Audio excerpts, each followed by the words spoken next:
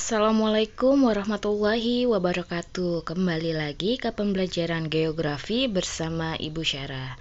Saya akan membahas tentang analisis keuangan pada sistem informasi geografis terkait potensi wilayah, kesehatan, dan lingkungan. Yang pertama, komponen utama sistem informasi geografis. Dalam bahasa Inggrisnya, Geography Informasi System atau disingkat GIS, adalah sistem informasi sistem komputer yang memiliki kemampuan untuk membangun, menyimpan, mengelola, dan menampilkan informasi bereferensi geografis. Misalnya, data yang diidentifikasi menurut lokasinya dalam sebuah database. Para praktisi juga memasuki orang yang membangun dan mengoperasikannya, dan data sebagai bagian dari sistem ini. Pada gambar ini merupakan komponen utama dari SIG. Ada orangnya, ada perangkat lunak, perangkat keras, dan juga data-datanya. Lalu, inventarisasi sumber daya alam. Secara sederhana, manfaat SIG dalam data kekayaan sumber daya alamnya adalah sebagai berikut. 1. Untuk mengetahui persebaran berbagai sumber daya alam, misalnya minyak bumi, batu bara, emas, besi, barang tambang lainnya. Yang kedua, untuk mengetahui persebaran kawasan lahan, misalnya kawasan lahan potensial dan lahan kritis, kawasan hutan yang masih baik dan hutan yang rusak, kawasan lahan pertanian dan perkebunan. Ketiga, pemanfaatan perubahan penggunaan lahan. Keempat, rehabilitasi dan konservasi lahan. Menurut WHO, SIG dalam kesehatan masyarakat dapat digunakan antara lain 1. Menentukan distribusi geografis penyakit.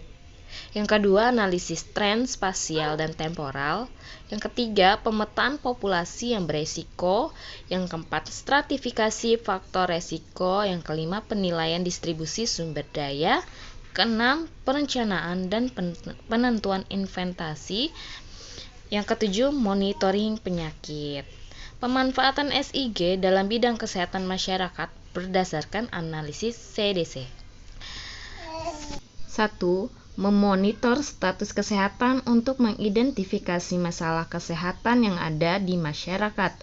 Yang kedua, mendiagnosis dan menginvestigasi masalah serta resiko kesehatan di masyarakat.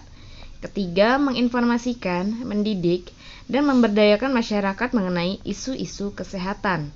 Keempat, membangun dan menggerakkan hubungan kerjasama dengan masyarakat untuk mengidentifikasi dan memecahkan masalah kesehatan. Yang kelima, membangun kebijakan dan rencana yang mendukung usaha individu maupun masyarakat dalam menyelesaikan masalah kesehatan. Yang keenam, membangun perangkat hukum dan peraturan yang melindungi kesehatan dan menjamin keselamatan masyarakat.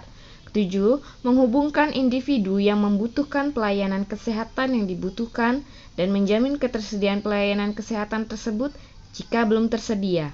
Kedelapan, menjamin ketersediaan tenaga kesehatan dan ahli kesehatan masyarakat yang berkompeten di bidangnya.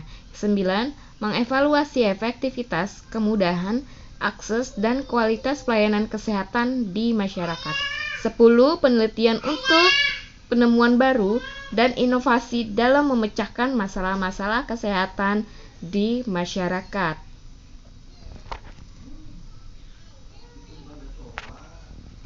Nah, seperti kasusnya yang saat ini adalah tentang persebaran virus corona. Nah, itu bisa dianalisis menggunakan SIG dan juga menganalisis persebarannya. Adapun ruang lingkup kesehatan lingkungan menurut WHO diantaranya ada 17.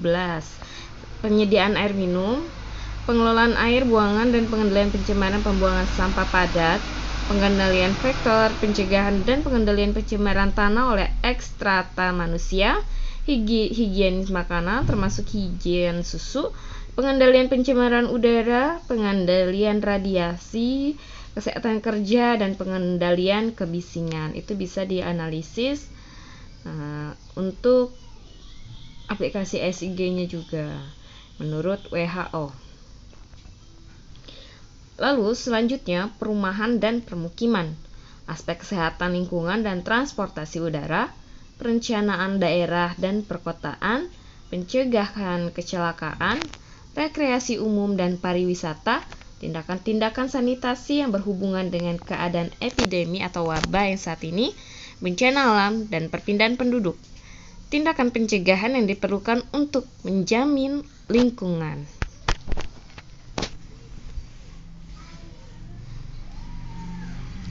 Di Indonesia, ruang lingkup kesehatan lingkungan diterapkan dalam Pasal 22 Ayat 3 Undang-Undang Nomor 23 Tahun 1992.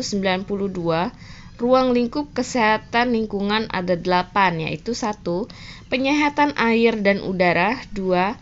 Pengamanan limbah padat atau sampah. 3. Pengamanan limbah cair. 4. Pengamanan limbah gas. 5. Pengaman radiasi. 6. Pengaman kebisingan. 7. Pengamanan vektor penyakit. 8. Penyehatan dan pengamanan lainnya seperti keadaan pasca bencana. Analisis keruangan pada sistem informasi geografis atau SIG. Yang pertama, struktur spasial. Struktur keruangan berkenaan dengan elemen-elemen pembentuk ruang. Pola spasial pattern. Pola keruangan berkenaan dengan distribusi elemen-elemen pembentuk ruang. Lalu ada proses spasial. Proses keruangan berkenaan dengan perubahan elemen-elemen. Beberapa konten SIG seperti lokasi spasial, spatial location, transfer informasi posisi objek ruang angkasa dengan bantuan sistem koordinat ruang. Teori transformasi proyeksi adalah fondasi referensi objek spasial. Distribusi spasial, objek spasial yang serupa mengelompokkan informasi posisi, termasuk distribusi, tren, kontras, dan lain-lain. Bentuk spasial, bentuk geometris dari objek spasial. Ruang spasial, derajat mendekati objek ruang angkasa. Hubungan spasial, hubungan antara objek spasial, termasuk topologi, orientasi, dan kesamaan, dan lain-lain. Manfaat analisis spasial dalam pengelolaan data SIG membuat, memilih, memetakan, dan menganalisis data raster berbasis sel, melaksanakan analisis data vektor dan raster yang terintegrasi, mendapatkan informasi baru dari data yang sudah ada, memilih informasi dari beberapa layer data, mengintegrasikan sumber data raster dan dengan data vektor. Berikut peta penelitian dengan SIG. Nah, ini merupakan peta tingkat kerawanan beresiko demam berdarah dengue di Kecamatan Pangandaran, Kabupaten Ciamis, Provinsi Jawa Barat. Nah, ini merupakan contoh dari analisis untuk kesehatan. Terima kasih, sekian. Kurang lebihnya mohon maaf. Wabillahi taufiq wal hidayah. Assalamualaikum warahmatullahi wabarakatuh.